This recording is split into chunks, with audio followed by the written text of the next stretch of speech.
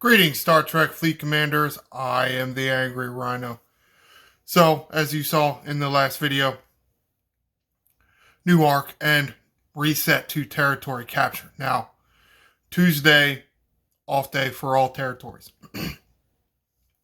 Wednesday, 1-star territories start. So, here I am trying to do another video real quick to try to give you some strategy information, so on and so forth, about territory capture, and trying to get it out in less than a day after I already did another video. So be sure to like and subscribe so you can be notified when this video drops, and it really should be before event reset tomorrow, which is when territory captures start. Except when there's a daylight savings time thing going on and the clocks are all wonky here in the US, and then I think it actually starts at 11. But all right, let's get into it. So, like all systems in the galaxy, there are warp paths in between each of them. That is something you really need to know, because all these weird shapes that are technically territories, they have systems in them. Just because ones are next to each other does not mean they are linked. They have to be linked by a warp path. See this weird shape here in Vantar? There is a warp path into Niramur, and then therefore one of the 2 stars that will allow you to have access to a 3-star, or the 3-star being we just call it Nirenheimer, is Vantar. And to therefore, well, not therefore,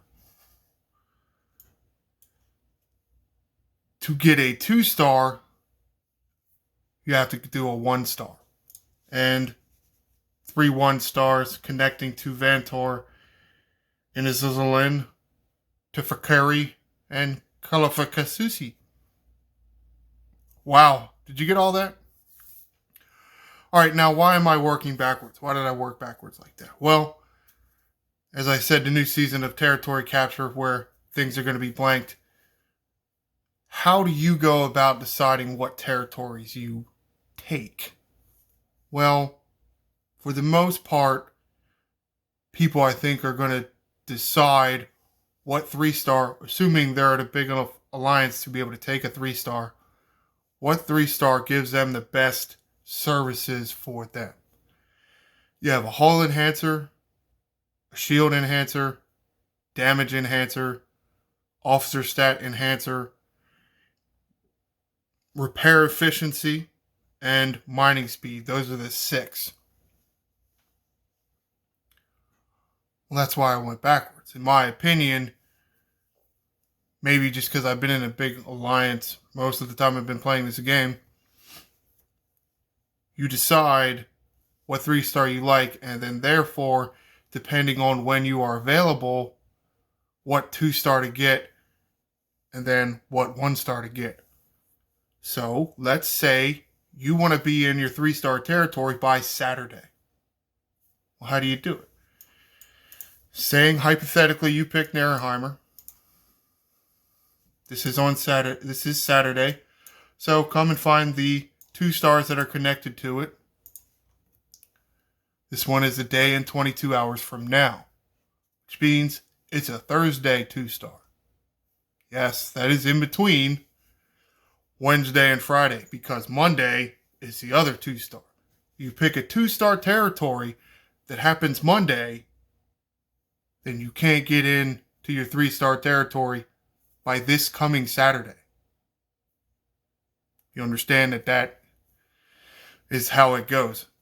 And yes, I know a lot of you out there already know this, but some people have not been around territory that much, or maybe have not even played the game that much. So let's take a look at Eldor. Eldor is 6 days from now. This is a Monday territory.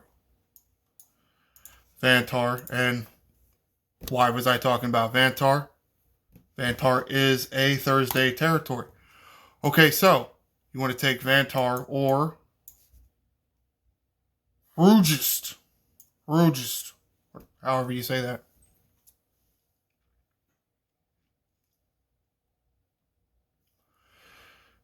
You have to take a 1-star to get into that.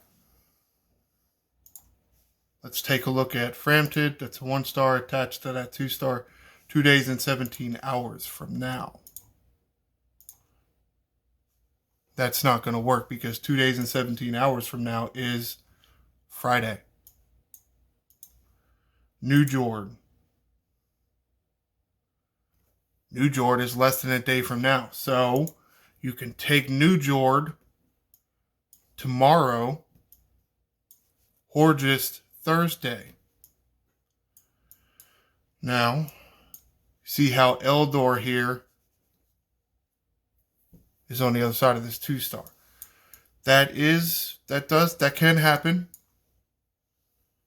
So, but take a look at that. You understood the times there. If you take this 1-star, you should be able to take this 2-star Horgist uncontested. Because who's going to have a path in there? The only 1-star that will be available Thursday to be had already is New Jord. You can take that 2-star uncontested. Now, you cannot also take this 3-star uncontested because Vantar up here could be taken Thursday.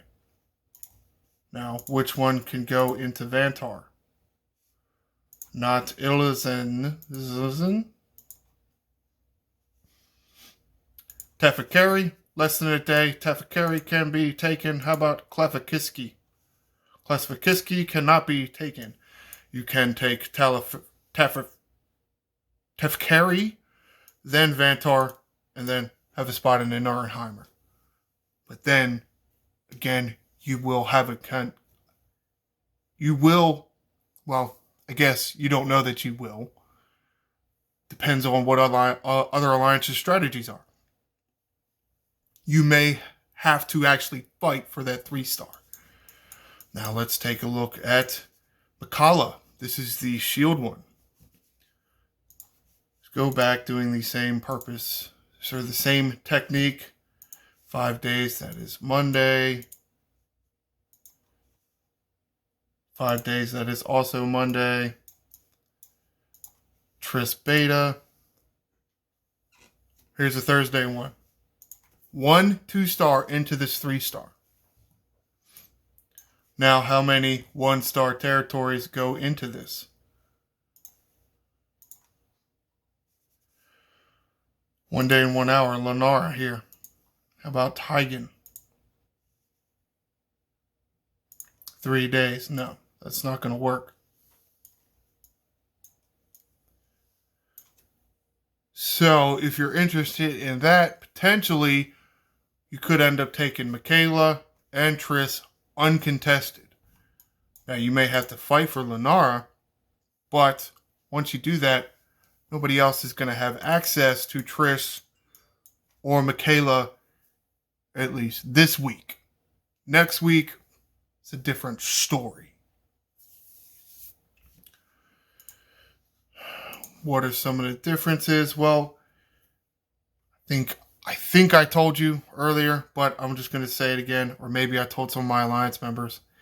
The Shield Enhance 3-star, Hull Enhance 3-star, and the Damage Enhance 3-star should all be the ones with the Monavine prints in it. Now, the other support, I guess, services like Officer Enhancer, Repair Efficiency, and Mining Speed should have the Chronometric Particle Generator. Will that change in the future? I don't know. Potentially. Because remember, the Jellyfish was like that. The Jellyfish blueprints were only in a few of the 3-stars. So how will that play out in seasons to come? Alright, so wrap this up here. If If you're in a big alliance, I suggest you decide which 3-star territory you want and then kind of work backwards to figure out your schedule. Hopefully, being able to take a 1-star Wednesday, a 2-star Thursday, having a really good chance of getting your 3-star Saturday. If that's not your cup of tea, if you don't feel you can do it, then that's fine. But you just want to make sure that if you want to take territories that are next to each other, they actually have to have a path into them. Like, say, Framtid and Nuremheimer. You notice that only 2 stars connect to 3 stars. There is somewhere, there's ones that are like next to each other, but they're not connected. Well, I guess technically Eyeless here and Eldor, they're not actually connected, even though their shapes of the territory are touching. There's one weird one down here. I thought, no, they're all connected. Oh, but here, Galita and Bryjack. See, there's no path into Bryjack from Galita. You would have to go to Baku or Saldeti. Galita feeds into Bimasa. That's the only 2-star it feeds into. And if you didn't notice, one way that you can tell, or really the only way without having territories, what their time is and so on, is hit that little green flag. Select the system, one of the systems of the territory, hit the green flag, and then here comes up the information page. Here it tells you the time of the takeover. You hit this zone has a takeover scheduled for Monday at 10 p.m. There you go. UTC. So it's not Eastern time, that's not Pacific time, it is UTC. You can take a look at some of the other rules here. Once your alliance has joined a takeover, any member of your alliance can score points for the zone's takeover by being present in the system or occupying a capital node. Takeover points are calculated every minute. It is on the bottom of every minute. Right? Yeah, sure. The alliance with the highest points in the zone is it wins, obviously. Occupying takeover nodes outside of scheduled takeovers or before your alliance joins the takeover will not grant points. It won't grant you points, but you can be on the node already when the territory starts. Last third of the time of the takeover is called overdrive, where scoring is tripled. 1-star territories last for 30 minutes, 2-star territories last for 15 minutes, and 3-star territories last for an hour.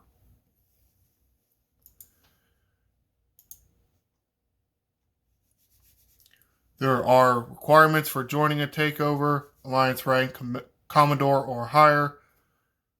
Zone is Tier 1 or connected to your alliance's territory. Again, connected by warp paths. Ongoing takeover. Available zone slots. I cannot remember. I think it's still 5. I don't think they changed it. And you have to be on your server. So no going to the other server during incursions and taking their territory. How disappointing. There you go. 45 minutes. And that's the same. This was the same. I feel like, yeah, they did have some kind of good information here sometimes. Oh, here's another thing. This refined isogen, you get it when you refine daily. It's not something extra that you have to refine. When you go and you do your normal isogen refines and get your emulsion for the research, you also get this bullshit. And you can see my alliance has 265 million of it. And what you will also need to participate in the takeover, or at least to participate in one you don't already have, you will need these progenitor cores, which are the part of the progenitor allies that you will have to specifically refine now. don't do it unless somebody from your alliance leadership says you need them. Because if you can, as you can see right here, we got 2.5 million of it. We don't need anybody to waste the refines on progenitor cores. Used by alliances to pay for takeovers of 2-star or 3-star zones in the order must be refined in progenitor. There you go. So 1 stars, you don't need these cores. Once you have captured a zone, the next week when that comes up, you should not need more progenitor cores, and the system will automatically have your alliance join that takeover. You won't have to manually, at least you shouldn't, hasn't in the past, you won't have to manually join a takeover if you currently own the system and you're literally defending your home turf. That won't be the case for anybody tomorrow because everything went blank. All right. Lots of information there. Not too much there to summarize. You can just, rewind. So, however. You got to pick which territory you want, and then you got to find your schedule. It can be hard. I understand that. It can be.